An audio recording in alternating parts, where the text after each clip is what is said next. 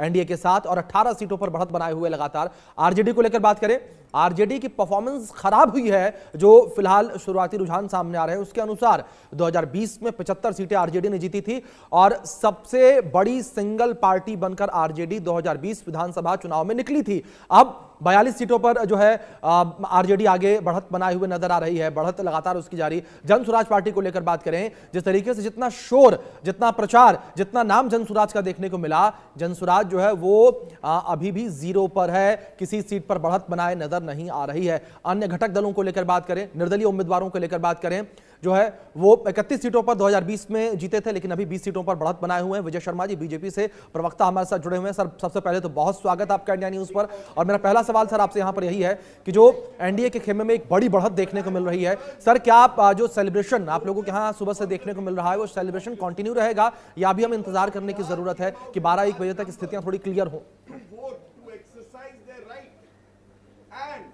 देखिए, मुझे ऐसा लगता है कि करीब करीब 3 घंटे की मतगणना हो चुकी है जी। तो अब कुछ बहुत ज़्यादा बदलाव की मुझे गुंजाइश नज़र नहीं आती। मुझे ऐसे लगता है कि हम 2/3 बहुमत से भी काफ़ी आगे निकल जाएंगे, जिस तरह के ट्रेंड आ रहे हैं। और ये बिहार की जनता ने खुद एक अपना निश्चित तौर पर चयन किया है कि हमें मोदी जी के साथ चलना है, हमें जंगल राज से छुटकारा पाना है। जंगल राज किस तरह से आपने देखा था 15 साल में था, और अब किस तरह से जंगल राज रिटर्न की बातें चल रही थी, लोग कैसे स्टेज के ऊपर कट्टा और इस तरह की बातें करते थे, तो लोग भयभीत थे कि कहीं दोबारा से आरजेडी ना आ जाए, वही दिन ना आ जाए। अब आपने देखा होगा किस तरह से हमने मूलभूत सुविधाएं, किस तरह से माननीय हमारे यशस्वी प्रधानमंत्री जी ने जी बिल्कुल। सर मैं लौटूंगा आपके पास, लौटूंगा, आपका जवाब कंप्लीट करवाऊंगा मैं, लेकिन इस बीच एक बड़ी खबर निकलकर सामने आ रही है, उसका रुख कर लेते हैं। बड़ी और अहम जानकारी बिहार चुनाव के बीच इस बीच सामने आ रही है। लगातार जिस तरीके से मतगणना जारी, तो सुपौल में जेडीयू के विजेंद्र प्रसाद यादव आगे चल रहे हैं, ये बड़ी खबर है। सुपौल से ये जानकारी सामने आ रही है, 7,576 वोटों से आगे चल रहे हैं विजेंद्र यादव। शुरुआत में ही एक बड़ी बढ़त कह सकते हैं उन्होंने बना ली है, करीब करीब 7,500 वोटों की बढ़त है ये। कांग्रेस के प्रत्याशी पीछे चल रहे हैं। सुपौल से ये बड़ी जानकारी निकलकर सामने आई है और सुपौल से जेडीयू के बृजेंद्र प्रसाद यादव आगे चल रहे हैं और लगातार जिस तरीके से आंकड़े निकलकर सामने आ रहे हैं। आलोक सर मैं आपका रुख करूंगा, जिस तरीके से अभी हम ग्राफिक्स दिखा रहे थे तो जन स्वराज का भी जिक्र किया गया वहां पर सर, लेकिन जन स्वराज जब शुरुआत में एक पॉपुलैरिटी गेन करती नजर आई थी और जिस तरीके से प्रशांत किशोर जो है वो जनता के बीच एक नेता के तौर पर देखे जा रहे थे, लेकिन सर क्या आपको लगता है कि जिस तरीके से उन्होंने इंटरव्यू दिए, जिस तरीके से कैमरे के सामने आए, लेकिन उस तरीके से सीटें आती नजर नहीं आ रही?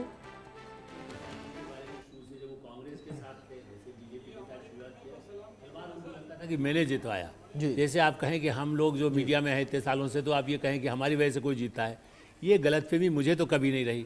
लेकिन प्रशांत कुमार को क्या लगता था मैंने ही जेडीयू को बनाया, मैंने ही ममता को बनाया, मैंने ही मोदी जी को बनाया, और इसलिए उनके जो दावे थे, अब ये देखिए वीडियो आपने अच्छा जिक्र किया, उन्होंने इंटरव्यूज़ में बार बार ये कहा है कि मैं यदि ये चुनाव जेडीयू 25 से ज़्यादा सीटें ले आए तो राजनीति छोड़ दूंगा। मुझे लगता है कि आज ही उनको अनाउंसमेंट में कई जगह तो लिख के भी दिया उन्होंने। ऐसी स्थिति में बेहतर है कि वो गलत, ये ठीक है उन्होंने यात्रा की, उनके पास 40-40 हज़ार रुपये के उन्होंने एम्प्लॉइज़ रखे, देखिए एम्प्लॉइज़ से चुनाव नहीं जीता जाता, वर्कर घर घर जाके आप किसकी सहायता करते हैं।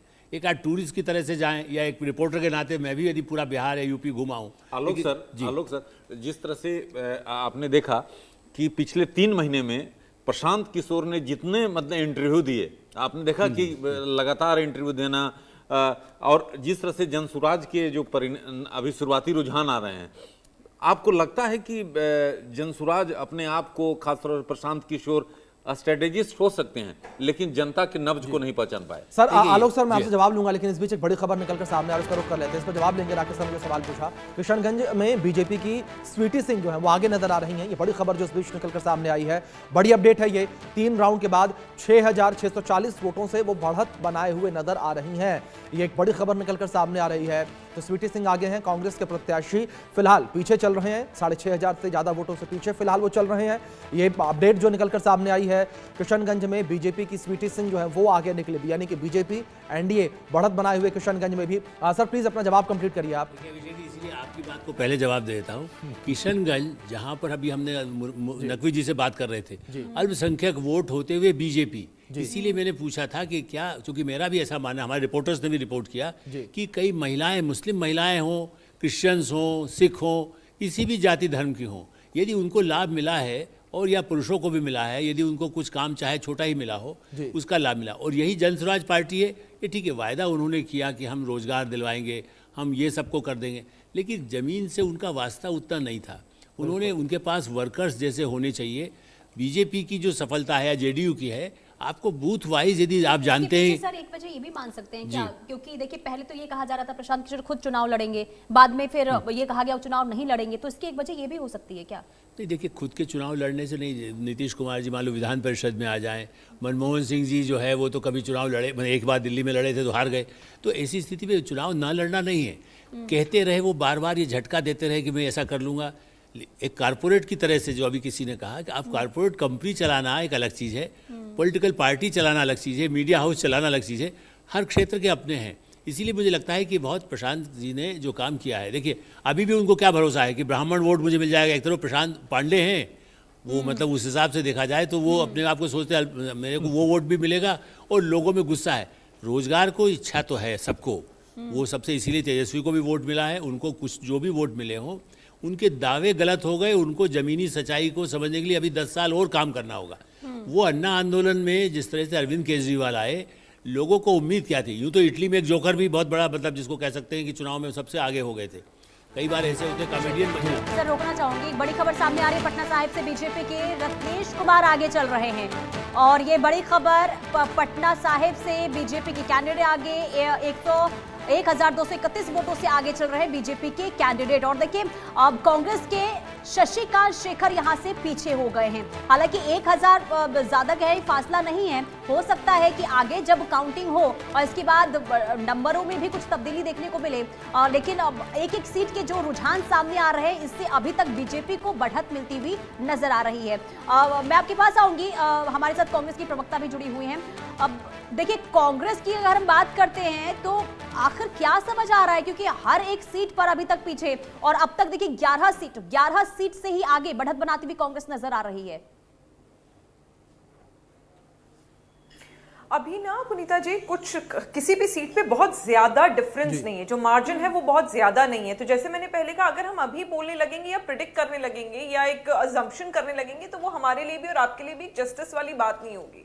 मुझे लगता है अभी रुझान आ रहे हैं, अभी प्रॉपर काउंटिंग चल रही है। काउंटिंग में जब प्रॉपर्ली काउंटिंग हो जाएगी, उसके बाद जब हम तक बातें आएंगी इलेक्शन कमीशन, क्योंकि कुछ चीजें जो आप लोग भी दिखा रहे हैं, वो इलेक्शन कमीशन की वेबसाइट अभी खुल नहीं रही है, थोड़ी देर पहले वो खुली हुई थी और मुझे क्लियर दिख रहा था कि उस पर कुछ चीजें हैं जो हमारी भी कोई सीटें आगे चल रही है जिसमें आप लोग अभी नहीं बता रहे हैं।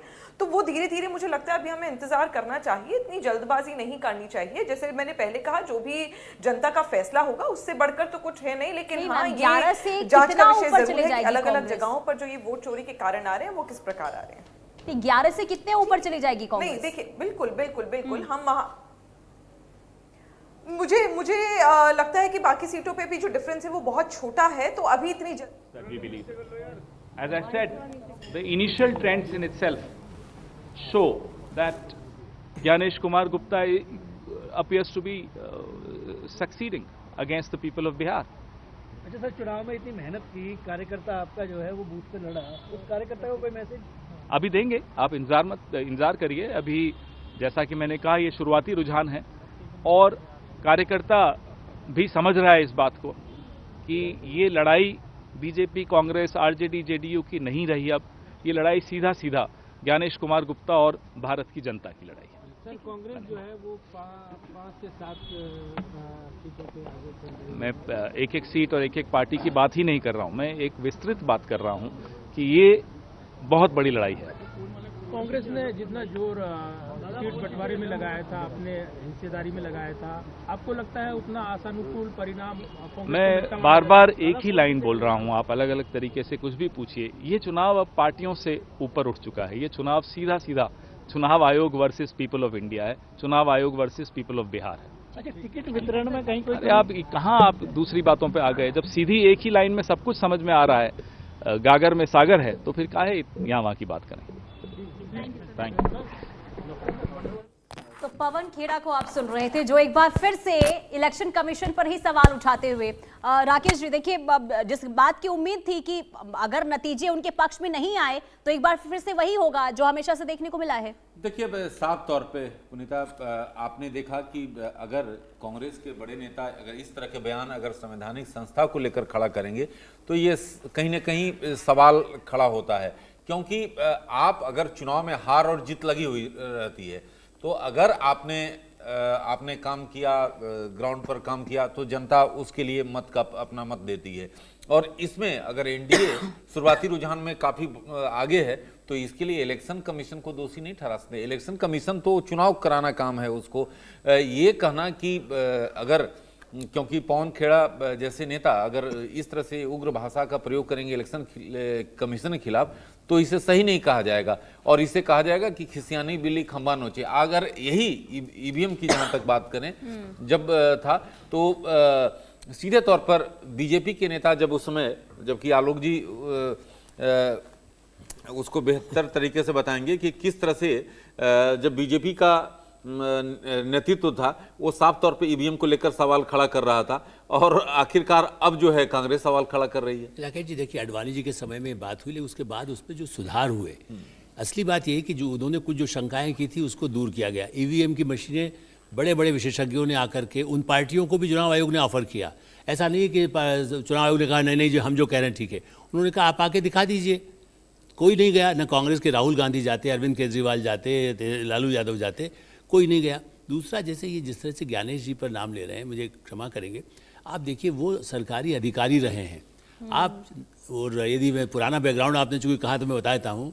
नवीन चावला जी हमारे बड़े अच्छे मित्र हैं, आप दुनिया में नहीं हैं, उन्होंने तो शादी कराई थी गांधी परिवार की, उनको चुनाव आयुक्त तो बनाया गया। उन पर कभी आरोप लगाया कांग्रेस बीजेपी ने, हमने कभी उनके साथ बैठकर हमने इसी तरह टीवी पर चर्चा की है। आप MS गिल थे, वो क्या थे, सरदार जी बने, उनको आप देखिए, वो उनको तो मंत्री बना दिया, चुनाव आयुक्त थे। उसके बाद आप जिनको आप पूरी पार्टी का आदमी मानते हैं, परिवार का आदमी मानते हैं, वो परंपरा तो ये है।